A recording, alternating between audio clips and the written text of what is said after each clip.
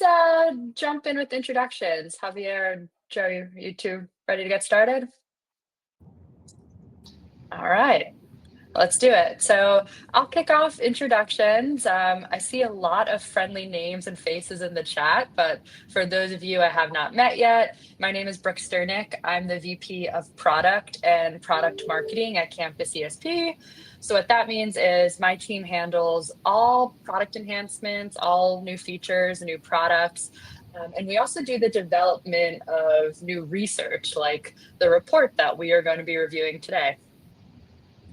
I'll pass it off to Javier.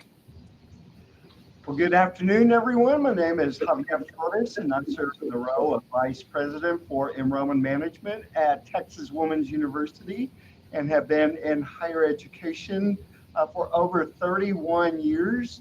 And working with parents is something that is very dear and near to me. I am a first-gen low socioeconomic student, and my mother became a part of the Parent Association at my undergrad university and became a retention agent. And so ever since then, I knew the power of working with parents, regardless of the parent's educational level. And good afternoon, everyone. My name is Joe Benish. I serve as the Director of Orientation, Transition, and Family Programs at Salisbury University in Maryland. And that is a fancy way of saying I do all of the onboarding for our new students, plus our family orientation programs. And I kind of do all of our ongoing throughout the year programming for our family members on our campus. So lots of families who are really excited. This is the time of the year when we're getting excited about onboarding all of our new incoming family members to our campus community. So I think this is all really good, timely information. So Brooke, I'll pass it back to you. And how long have you both been using Campus ESP, roughly? So Salisbury University, I think, is like a top 20, like one of the first 20 institutions that joined on with Campus ESP. I've been using it since 2021 when I took on this role. And I brought it to TWU or started using it here in 2022 when I arrived, but also had it at my previous institution there. And so like Joe, I have been a part of the Campus ESP family from the very beginning. Yep, love that. Two of our early and strongest members of the Campus ESP family. So yeah, that's us, your panelists for today. And for those of you who are just joining, please continue to introduce yourself in the chat so we can see who's here. Quick housekeeping. This is nobody's first webinar, but the gist is that your lines are on mute for audio quality purposes, but please still use the chat to ask questions. It's way more fun if this is an engaging conversation that goes both ways. So please ask questions, share feedback, share your reactions to the data in the chat. In addition to the chat, we are going to be putting in a couple of poll questions. So please engage with the poll. You'll see when those questions pop up. And lastly, we will send the recording out afterwards. We will send the slide deck out afterwards. And most importantly, we're going to send the whole research report out afterwards. So no need to kind of go crazy taking notes. You will get all of this afterwards. All right, so for those of you who are new or just exploring Campus ESP, I'm going to spend a very brief minute or two just giving a quick overview before we jump into the research and the data.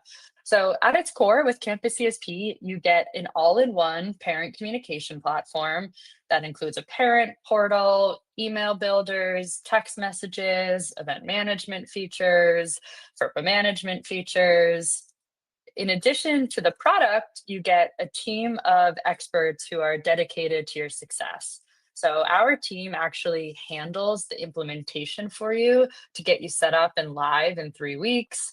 You get a dedicated account manager who understands you and your institution and is there to help with the problems you're trying to solve. And then the third piece is access to the Campus ESP content network. So our team actually handles the ongoing content curation. We generally do about 90% of the content for our customers, and we do that by scanning content from your website, working with the team of industry leaders who help contribute content. And we have an AI editor in the product that helps you write content, edit content, and translate content. And Campus ESP, we have worked with over 400 colleges, and that number is not correct. 15, not 13, 15 million families. So that's enough about Campus ESP. Let's dig into the research and some conversation about the research. You all on this webinar are actually the first people to see this research. It is not even on our website yet, although you will get the full report after this webinar. So this is an annual study we do at Campus ESP, and this is the biggest study we have done in the history of Campus ESP. We surveyed 32,423 parents and family members across 81 colleges and universities. And the best part is that this year we actually used Campus ESP's own survey features, which come included with the product. So that means for those of you who participated in the survey, the data is yours. It's really at your fingertips in your Campus ESP portal. I don't know how well you can see all the details on the screen, but it's really a good mix of institutions represented. We have varying institution sizes, student class years. It does lean a little heavy on public institutions, mix of parent income levels, and about 21% of the respondents are parents of first-generation students. So here's where we're going to pause for our first poll. Just want to understand who's in the room, who we're talking to today. And the question is, how often does your institution communicate with families?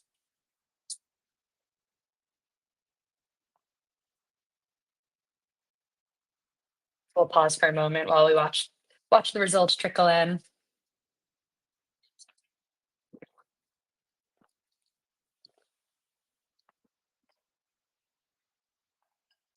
Okay, it looks like the results are kind of like steadying out. Over 60-ish% of institutions communicating with families weekly, 30 to it's growing 40% engaging families monthly. Joe and Javier, how about you two?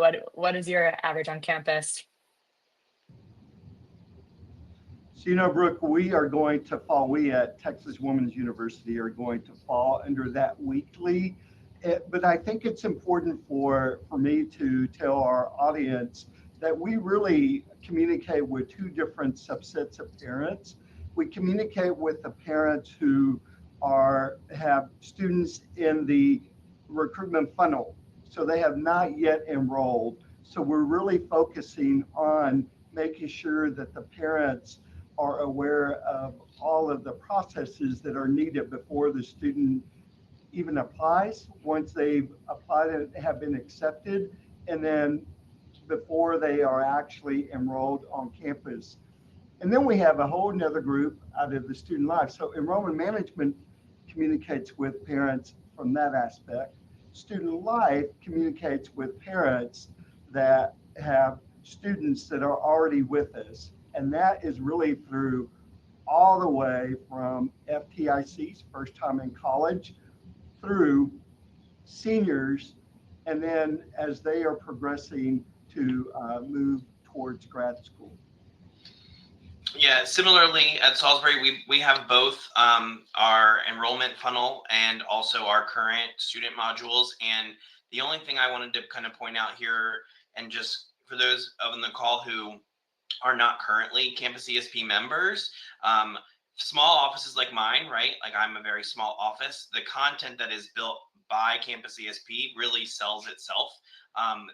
Because of that, I would say we probably communicate with families very regularly, more regularly than we would if I did not have this software.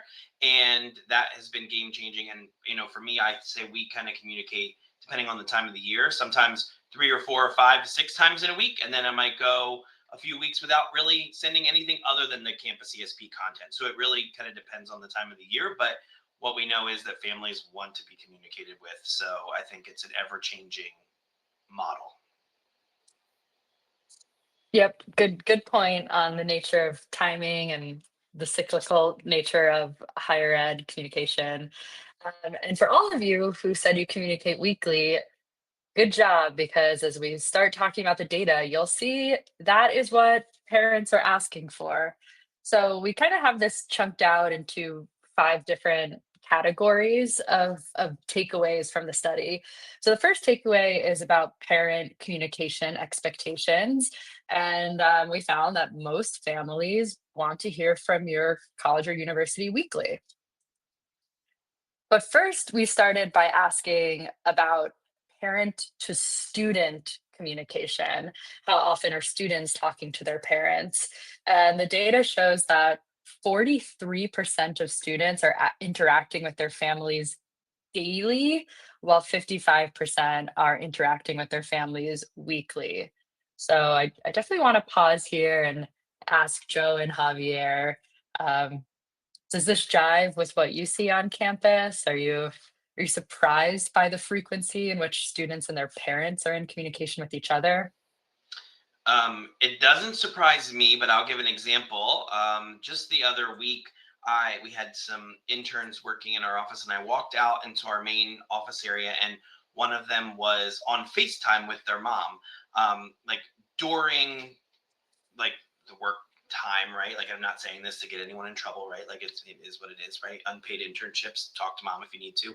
But I think it just speaks to the nature of where we are with our students, where I think they are in constant communication. Some, right? Like, I think about like my own family chat. Like, we could be talking to my grandma and my cousins, could that chat like dings all day long, right? So I think that generationally, we know that they are in touch with their families probably. And this number here could even be higher than maybe even what's reported, right? I do think that they are in constant communication. I think that they are always wanting information too. Like, families are calling all the time to be like, my student said this or that. So I think this is actually a really, it could even be an underestimate to some extent with how much they are communicating. Yeah, and I'm going to add to what Joe has said. And to me, this data, I think, is right on. And like Joe said, it may even be a little bit lower because I do see that our students are communicating with their parents on a daily basis. And what's wonderful about Campus CSP and the fact that we at Texas Women's University are able to build a relationship with the parents and the students prior to the arrival at new student orientation and then through move-in, that often I'll run into students, and if they're on the phone, they'll say, "Oh, my mom said hi," or "I spoke to my mom or my dad, a couple of weeks ago, and they told me I should come and ask you this question." So it really is something that I have seen, that we begin to work together, the parents and the faculty and staff at Texas Women's University, and the benefactor is the student in progressing towards graduation. Yeah, Javier, that was the perfect segue to the next slide, which is, what are parents and families actually talking about, and how does it play into student success?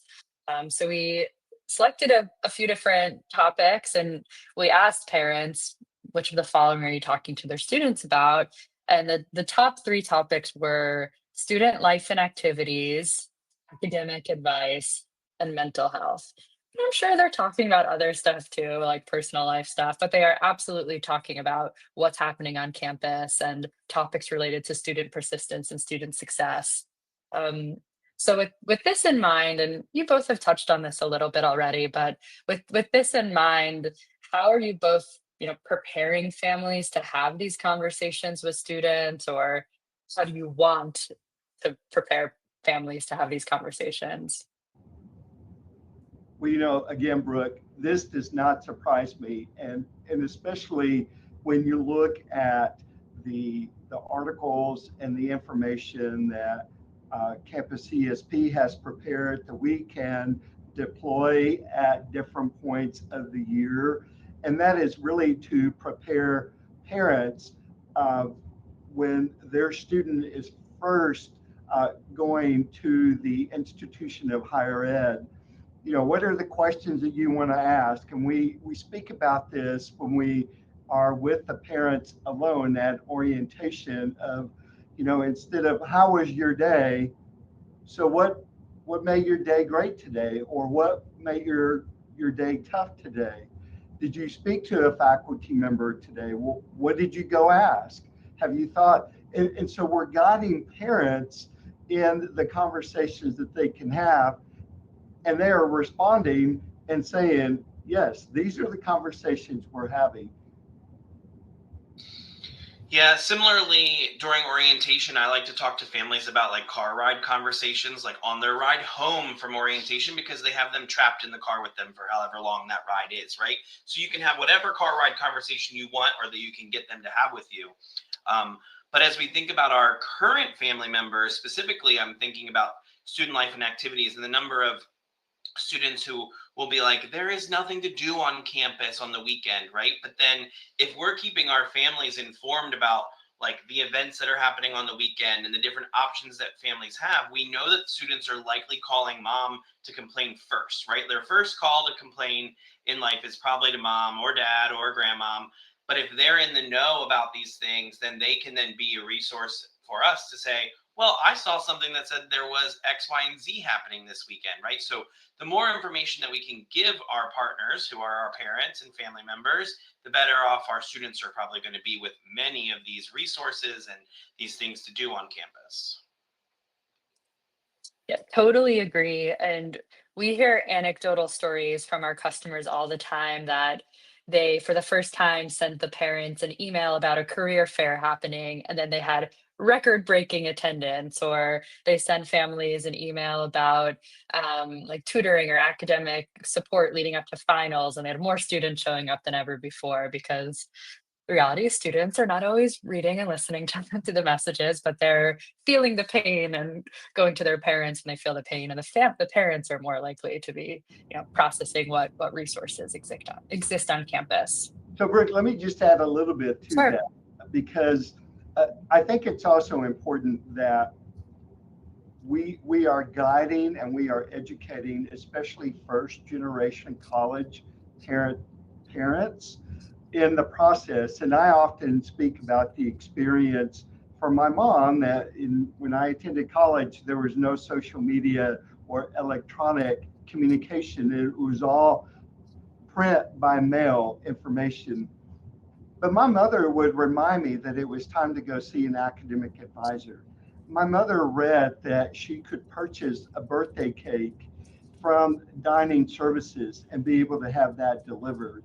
And so as we are educating parents and letting them know of what is happening on campus, we're really also letting them know the culture and the culture of care, which is something that we pride ourselves here at Texas Women's University. We always say we're a campus with a heart, and we're able to show activities that reflect that. Absolutely. I love that. The culture of care on campus. Um, okay, so this is the final slide for this section before we switch gears to the next section. When we asked parents how often do you expect to hear from your students' college, 77% of families said weekly. That number has gone up 7% from last year. The good news is that most of you are meeting that expectation. I think 50 to 60 or so percent of you said you are doing weekly communication. That's fantastic. The question I wanted to ask our panelists here is, well, I'm going to ask the panelists out loud, but anyone else can respond to this question in the chat and share how you're doing this too. Weekly communication, that's stressful. Like, who has the time to create a weekly parent newsletter or generate new content each week? So, Javier and Joe, like, how are you scaling this? Are you working with content partners on campus? Are you using Campus ESP's AI tools? Kind of what are you doing to make sure you can deliver on that high expectation from families? Well, the first thing I will say is that I think we could all always do better, right? So even though I feel like I do a decent job, I know I could be doing more.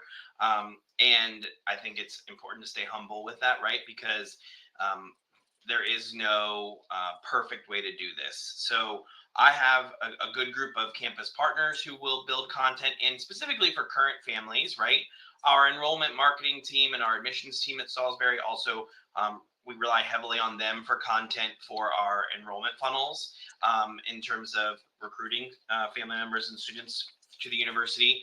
But at the end of the day, I've also started to try and leverage our family advisory council to create content like family to family. And next year, I'm hoping to kind of do a little bit more with some student content, like written by students who either work in our office, who are orientation leaders, or things like that, to just kind of create some additional content that family members could use throughout their time. That's awesome. Student generated content is always a hit. We see that. We certainly see that across the board. Okay, moving on to the next topic. Email remains the preferred channel, but text messaging is an emerging communication gap. I'm going to go through this section a little quicker because some of you have probably seen similar data from past years. So the takeaways here are that, email is still the number one communication preference from families. 89% of families want email communication. And the good news is that 88% of institutions are offering it. So most of you are meeting parent expectations in that way. Then we see that text messaging is the second most popular preference, and a parent portal is the third most popular preference. But we really see, like, we see this year over year whenever we do this study, that text messaging is where there's the most room to improve, while 48% of families want text messaging, only 28% of families of institutions offer text messaging. And then when you dig a level deeper to look at the data by certain groups, you see that Black, Hispanic, Latino, lower income, and first generation families have the highest preference for texting. All of these groups, over 55% of families are asking for text messaging. So here's where we have our second poll to see who in the room is using text messaging as a communication channel for families. And as a follow-up question, I'm loving the engagement in the chat. To keep the chat engagement going, if you are using texting for families, I would love if you could just share like a couple examples of what your use cases are, what kind of text messages you send families when you opt to send a text message instead of or in addition to email. So, Brooke, I'm going to jump the gun a little bit and just Sure. give you an example of how we are using it. So we do have a external partner that provides us with the opportunity to provide text messaging, and that data is going into our CRM, which is Salesforce, and et cetera. But here at Texas Women's University, we have a last dollar program called the Zero Tuition Guarantee Program. And most institutions will only offer their last dollar program in the fall and the spring, but we're offering it in the summer.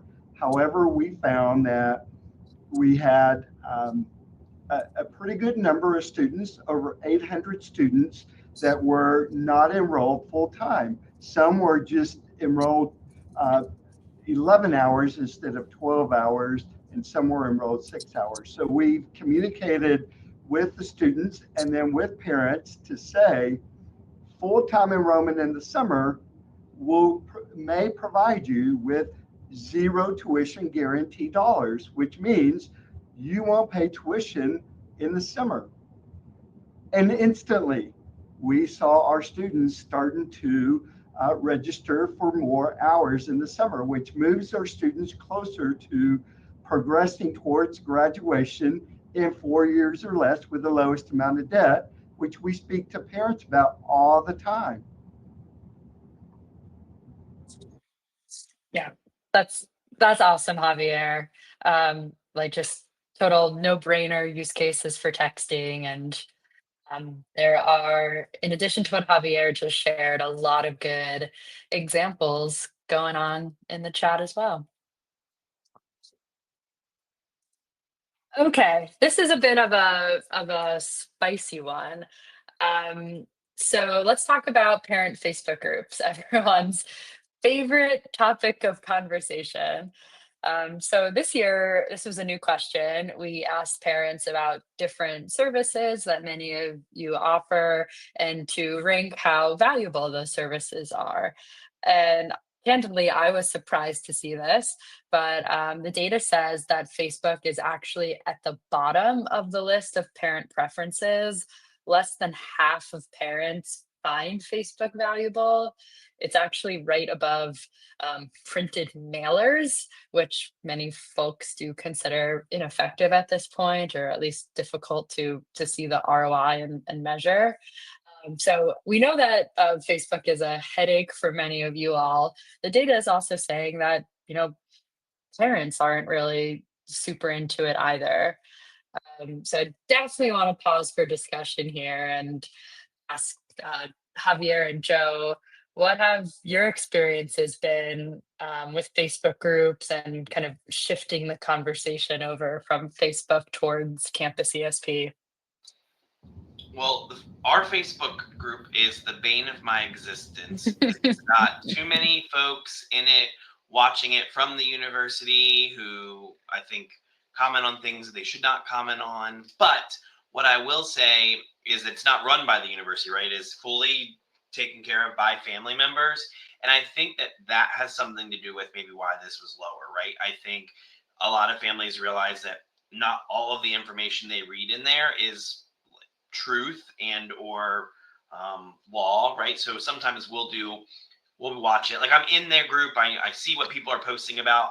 9 times out of 10, they eventually get to the correct answer, but it takes them like 150 comments till someone actually gets them to that space. So it's a lot of negativity sometimes too that you have to like sift through, and I think that that is likely why it's maybe moved down on the preferred forms of communications, in my opinion. Yeah, we're very similar to what Joe has described. The university does not lead nor engage in Facebook pages that our parents have created. But when we do have the parents at orientation and we have sessions and a breakfast just for parents, we're starting to have send-offs as well, where we bring family members together and so forth. We just inform them of how we are going to be communicating with them and also let them know that they can ask us any questions.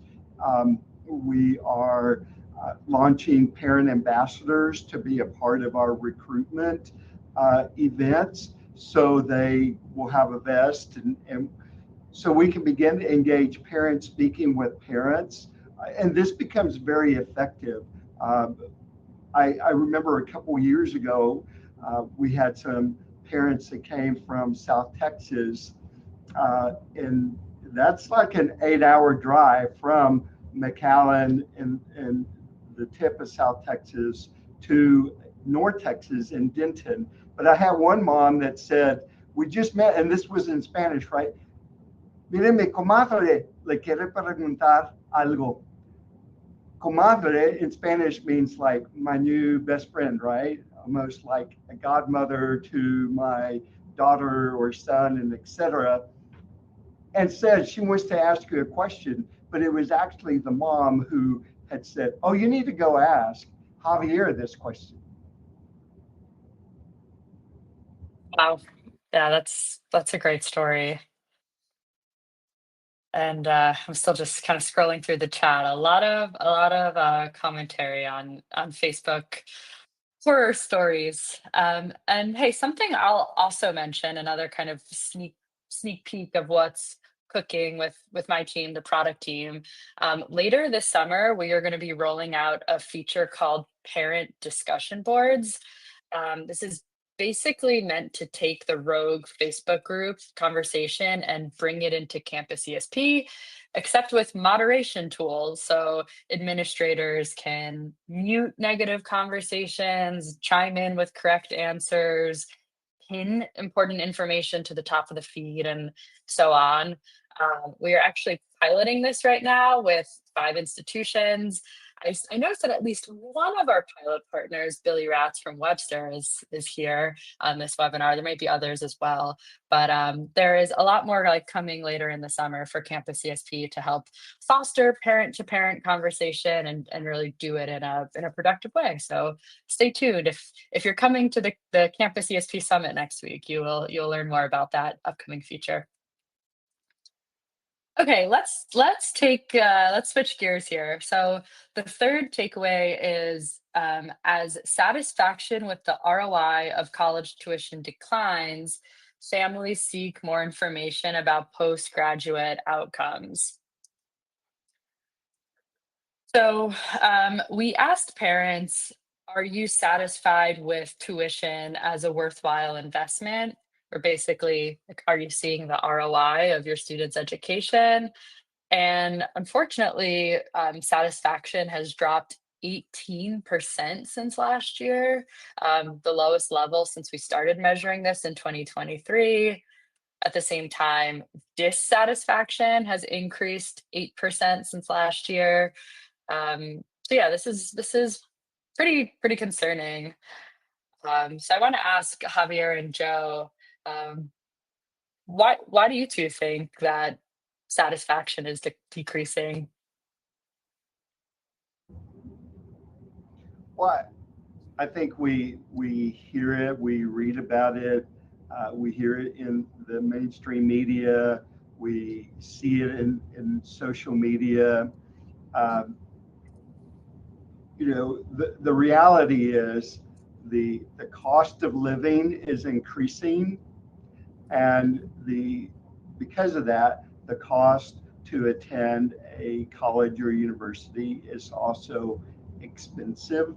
And I think when we do not uh, educate parents and students early on about career connections, career centers, at orientation, bringing in our career center and allowing students to do an assessment to see where their strengths are at and how does that align to the major that they are selecting, and even letting parents know that the students could go to the career center to have an assessment on their strengths, and how does that align, and having articles. I think when we do not make the connection, that's when parents and students are telling us, I don't see the connection, and the investment doesn't always seem worthwhile. Definitely. And what you just said about information about career and outcomes that is coming up soon in the data as well, with parents basically asking for more there. How about you, Joe? Well, I was just thinking about one of the comments here in the chat about how it's hard to see the value when, in the investment when their graduates are struggling to find jobs. And Maryland itself is in a really interesting place right now, given just all the federal jobs that have been done away with, right? Like that was a big portion of the folks in Maryland schools typically sometimes end up in federal jobs. So that has really shifted, I think, the workforce of like our state, and that impacts, I think, what people start to look at and do. So I think that all of this really just kind of plays into this. So I wouldn't say that I'm surprised, but I think, again, as Javier said, I think it really has to do with the climate of the world that we live in right now. And I think it's just one of those things where we have to continue to show our value. And with that, I think starts to be like more with less, with budget cuts and things like that. And I think that there are things like this that can really, like these tools really help us to do things when other pieces or other areas have to kind of get sidetracked. Like I don't have to worry about Campus ESP running because it runs whether or not I'm putting tons of investment time in it versus, like there are other things I can focus energy on then if in times of everybody's got to do a little bit more. Yep, totally.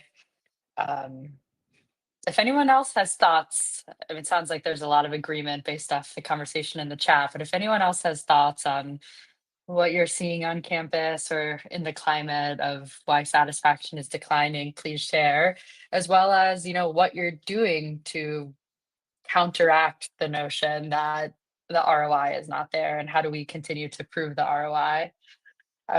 That's a great segue to this next slide. It's kind of like in a completely separate part of the survey, but the data comes back together.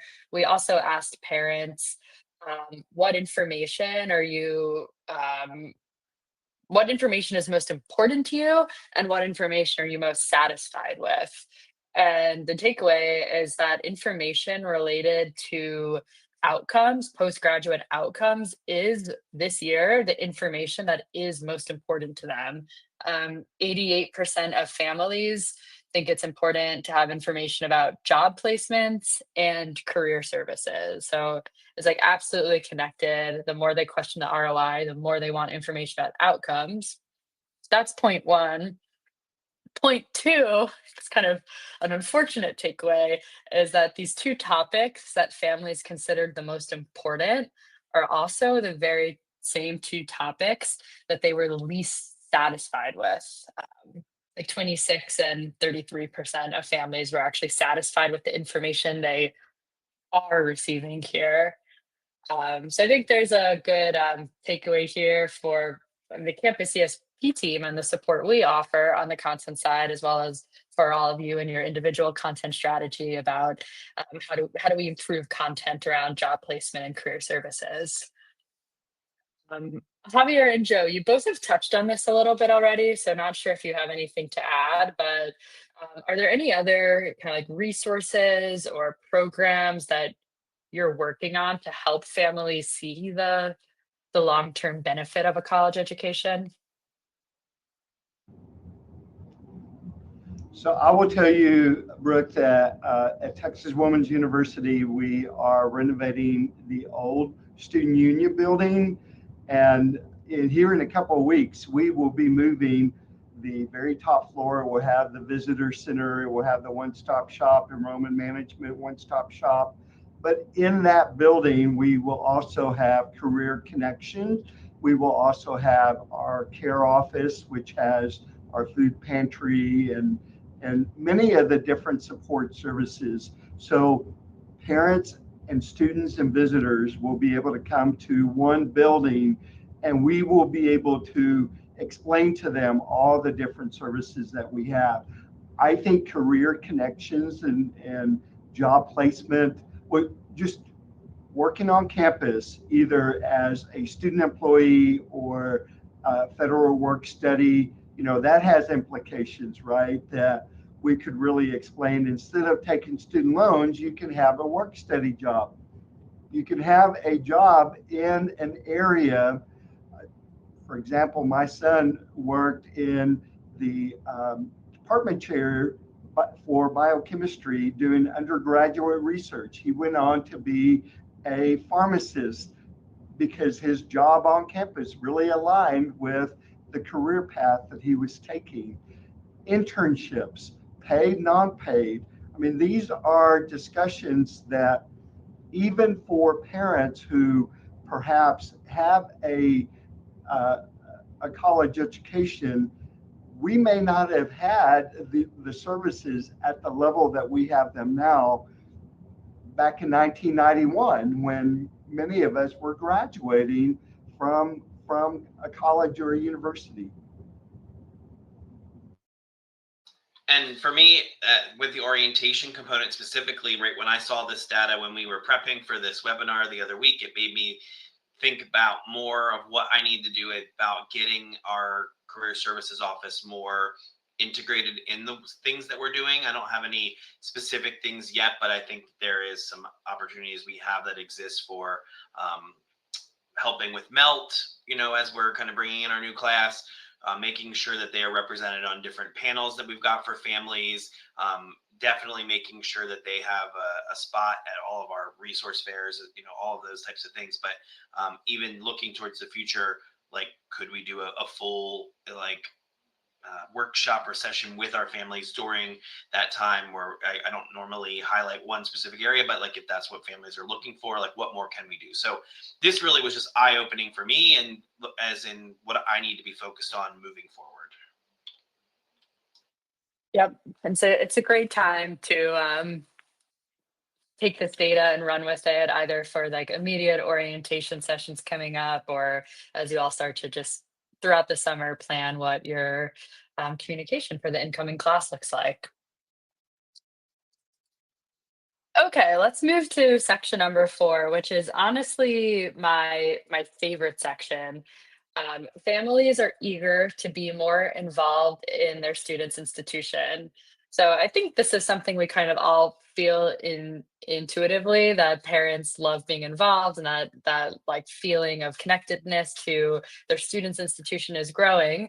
But we actually have real data to back it up now, in addition to gut feel. So we asked parents directly how connected they feel to their students' institution, and 31% of families said that they feel even more connected to their students' institution than their own alma mater, which is the same percentage that feel connected to their own alma mater. Like the same percentage of parents are connected to their own alma mater versus their students' college, which is just kind of crazy, although probably not surprising to any of us on this call. And then digging deeper, we also went ahead and asked, are you more likely to even donate to your student's institution than your own alma mater? And 22% of families just raised their hand and said straight up that they are even more likely to donate to their student's institution than their own alma mater. So I think there's a lot of interesting data to dig into here. But first, we want to start with our next poll, which is asking, kind of what do your institutions make of this? Does your college or university actively engage parents in fundraising or donation opportunities at the moment? And Brooke, if I can just chat Sure. for a minute while the poll results are coming in. So on our campus, we do not use the giving feature of Campus ESP, but we do a ton of communication on our giving day. And last year on our first giving day, they actually broke it down and like allowed for there to be an option for people to select when they gave, if they were a family member or a relative, those kinds of things. And I mean, I don't want to say wholeheartedly that it's because we did the communication for it, but I don't think that they would have had as many donations if we weren't sending multiple reminders on the actual day of giving.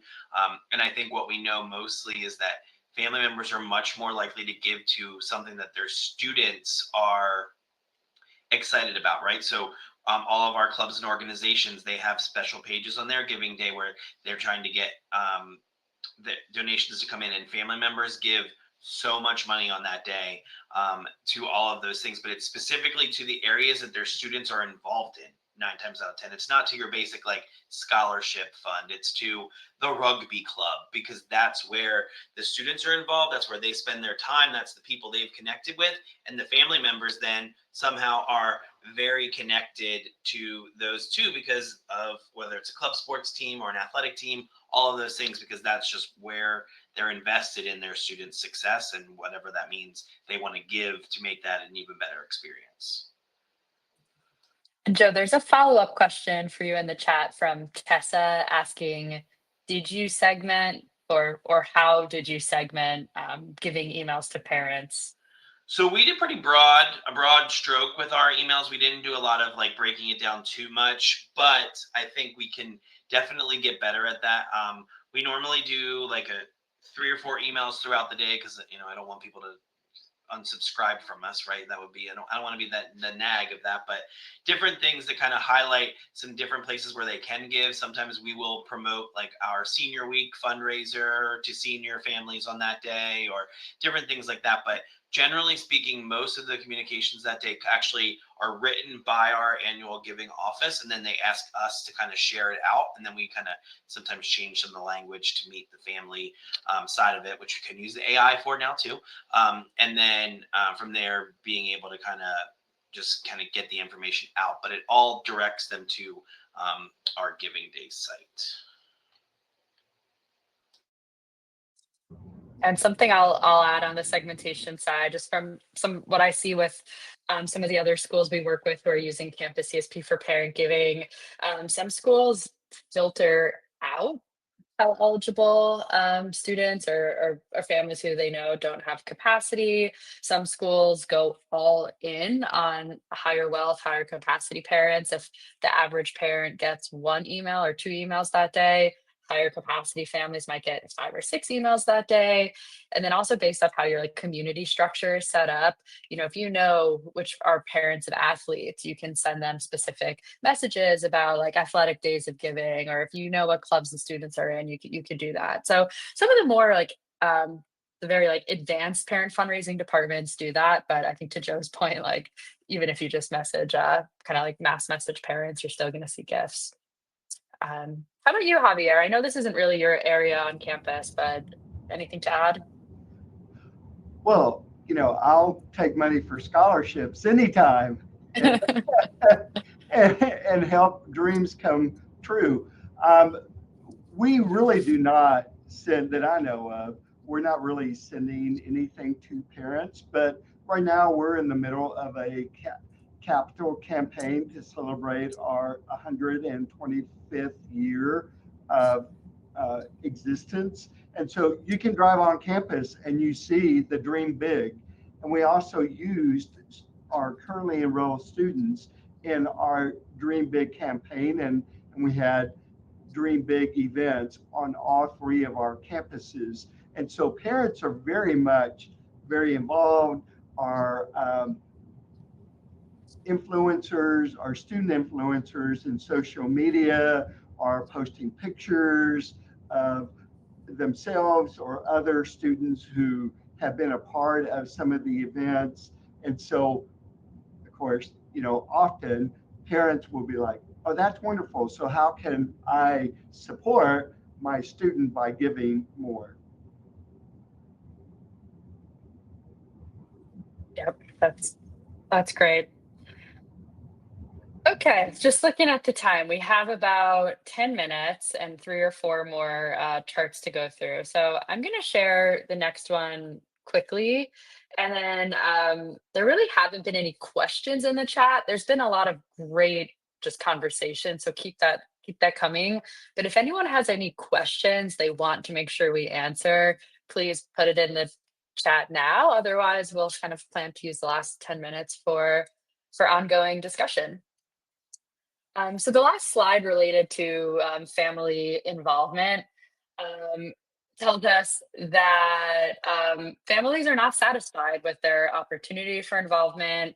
They want to get more involved, and specifically, they're looking for opportunities to get involved with other families. Only 30% of families are satisfied with their opportunities to get involved with other families. So I think we have like a ton of time to dig into this right now, but I think a good takeaway for everyone in attendance is how do you continue to foster those parent to parent interactions? Sonia, I see your question for the panelists. We will come back to that in a moment. I just want to make sure we touch on a couple of these last slides. The last kind of theme of the research is about access to financial aid data. And not surprisingly, this is a really high priority for parents to have access to payment, financial aid, and general financial data. So 59% of families who took the survey expect that it will be difficult to fund their students' education. However, they're having a difficult time accessing financial aid information. So there's a lot going on this chart. On this slide, I'll break down 2 different charts. The first is that only 25% of families say that financial aid information is easy to navigate. At the same time, 17% of families say that they've had to reach out to the institution twice or more for financial aid clarification. So, of course, this is a barrier to enrollment when families are having to actually get on the phone, not once, not twice, but like three times or more to kind of navigate the process. So, I do want to just pause here and ask Javier and Joe, like what are you currently doing, or what do you think you can do to ensure that families are understanding how financial aid works? So I completely agree with this data. I remember the days when I was an undergrad student and there were long lines outside of the financial aid office. And now you can walk by our financial aid office and there are no lines. But I am getting all these emails and text messages of, I've been trying to call the financial aid office and I'm not able to get through. And we know the peak period, right? When payments are due, when the bursar's office is dropping and things like that. So one, I think that's where it becomes very timely that we have articles and information that are addressing some of that. Also here at Texas Women's University, we are starting to use AI in the chat bot so that it is able to pull information. It's available 24 hours, 7 days a week, and either parents or students. The cost estimator can also be tied, and we're working towards AI where if the student logs in, then it can pull the information from their awards and be able to tell the student very easily what their part is going to be that they're going to have out of pocket and so forth. So I think for us, we are trying to get innovative and we are trying to use technology to help us communicate with students and parents, maybe having a online FERPA release for our students to go in a real time say, hey, I want you to be able to communicate with my parents when they have questions instead of the old PDF file and things like that. Perfect. I don't know, Joe, anything to add? The only thing that I would add about financial aid information is that I do know that it is one of our most highly clicked bits and pieces of like on posts and different things that kind of pop up in our portal. And the only other thing that beats it on my campus is when we announce the Dean's List list. That is the only thing that gets more clicks, which makes sense, right? They want to hang that information on their refrigerator. But we have really tried to integrate into our Goal Talk series, which is for our deposited and enrolled students to kind of like how to read their financial aid package letter and different things like that, how to pay the bill, all of those pieces. We've moved to doing some webinars online during the summertime to kind of complement our orientation program, because sometimes, you're drinking from the water hose, so it's hard to sometimes get everything answered you need to when you're just here for one day. So Brooke, we have a team of financial aid, academic advising, and the Student Money Management Center will all work together. We will pull the students who have signed up for a payment plan, and as they are missing payment plans, we will then have the students go in and speak to the Student Money Management Center that can help them understand legal binding agreements like a payment plan. Also, have they accepted their financial aid? What's the difference between subsidized and unsubsidized? And then, of course, we can have this information available for parents, not specifically on the students, but what's the difference between a subsidized and unsubsidized loan? What's the payment plan? What's the consequence if you sign up for a payment plan and you do not make payment? Yep. Absolutely. Yeah, totally. Great. Great ideas to help, help parents understand what's a very, very difficult and complex process. This is the final slide, although there's a lot more data in the final report we're going to send you. I geared this up when Javier mentioned the word FERPA release, because this is about FERPA data of various FERPA records. FERPA protected records. We asked parents what data is most important to you, and really at the top of the list was bills and financial aid, and just helping to understand financial data.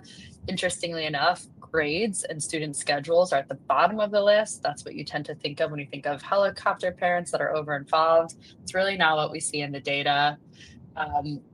Joe actually uses our FERPA management module. If we had more time, I'd dig into it, but Joe shared in our prep call that this really jives with what he sees in his portal data, which is these are the records parents request access to the most.